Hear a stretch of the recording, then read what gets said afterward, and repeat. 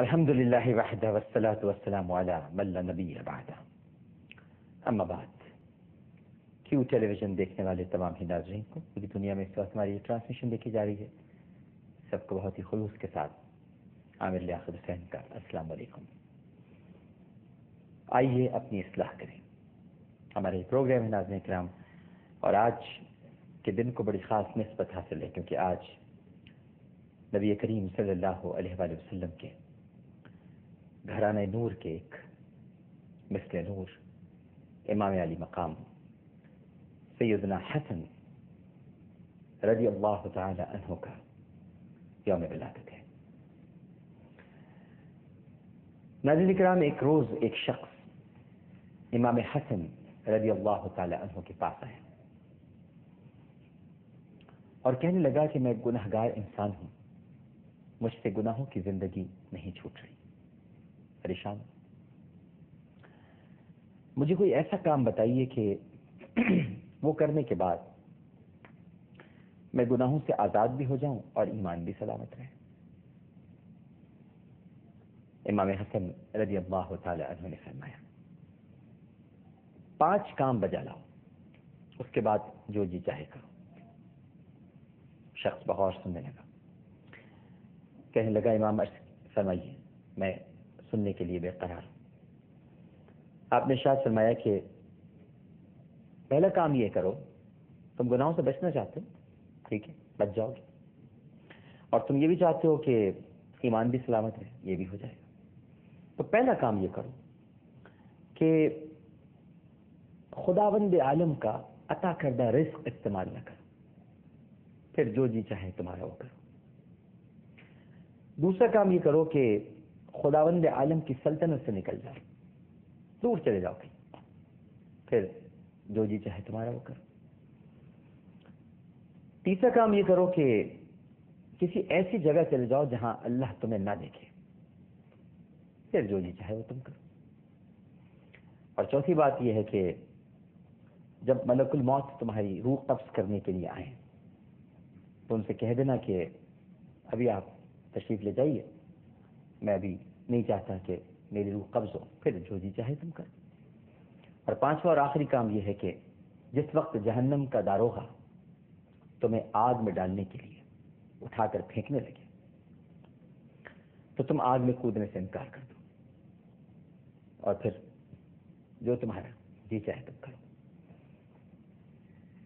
اس شخص نے سنا، اور ناظرین کرام، اس نے فرمایا کہ اے امام، میں تو عاجز آ گیا، آپ نے کیا باتیں ارشاد فرما دی۔ اور اگر آپ ان 5 نصیحتوں پر ناظرین کرام غور فرمائیں، پہلی نصیحت کہ اللہ کا عطا کردہ رزق کھانا چھوڑ دو۔ کیا آپ کر سکتے ہیں؟ میں کر سکتا ہوں۔ ابھی تھوڑی دیر پہلے میں اللہ ہی کا عطا کردہ رزق کھا کر آیا ہوں۔ میں کیسے اپنے رزاق کا رزق چھوڑ دوں اور اس سے انکار کر دوں؟ تو جب میں رزاق کے رزق کا انکار نہیں کر سکتا تو پھر میں رزاق سے بغاوت کیوں کروں؟ اسی طرح سے میں کیسے اس کی سلطنت سے نکل سکتا ہوں؟ جہاں بیٹھا ہوں، جس اسٹوڈیو میں، یہ بھی اس کی سلطنت ہے، جس جگہ یہ اسٹوڈیو بنا ہے یہ بھی اس کی سلطنت ہے، یہ پوری کائنات اس کی سلطنت ہے، کائناتیں اس کی سلطنت ہے۔ ارے ہم تو جس قبر میں دفن ہوں گے وہ بھی اس کی سلطنت ہے، کہاں نکلیں گے، کہاں بھاگیں گے؟ ہم وہ غلام نہیں جو اپنے آقا کی رسی توڑا کے بھاگ جاتا ہے، ہم تو اپنے آقا کی رسی توڑا کر نہیں بھاگ سکتے، کیونکہ ہمارا آقا مالک و مختار ہے، قادر مطلق ہے، ذوالجلال والاکرام ہے۔ تو آپ بتائیے یہ کیسے ممکن ہے؟ اسی طرح آپ یہ بتائیے کہ کون سی ایسی جگہ ہے آپ کے جی میں آئے کوئی گناہ کریں، کوئی برا کام کریں، تو کوئی ایسی جگہ ہے کہ جہاں خدا آپ کو نہ دیکھ رہا ہو؟ کوئی ہے ممکن ایسی جگہ؟ خدا ہر جگہ موجود ہے، مسلسل آپ پر نظر رکھے ہوئے ہے، نظر بھی رکھے سماعت دے نہیں، وہ جان لیتا ہے نیتیں بھی، سب اسے خبر ہے۔ تو آپ مجھے بتائیے کہ پھر ایسی جگہ کون سی تلاش کریں کہ جہاں پر ہم گناہ کریں اور خدا ہمیں نہ دیکھ رہا ہو؟ یہ ممکن نہیں ہے۔ اور پھر یہ کیسے ممکن ہے کہ آپ بستر مرگ پر آخری سانسیں لے رہے ہوں، دم بس نکلنے ہی والا ہو، سرہانے یا تو بچے کھڑے ہیں، یا بیوی کھڑی ہے، ماں کھڑی ہے، باپ کھڑا ہے، سورہ یاسین کی تلاوت ہو رہی ہے، کلمہ طیبہ کا ورد ہو رہا ہے، ملک الموت آ گئے۔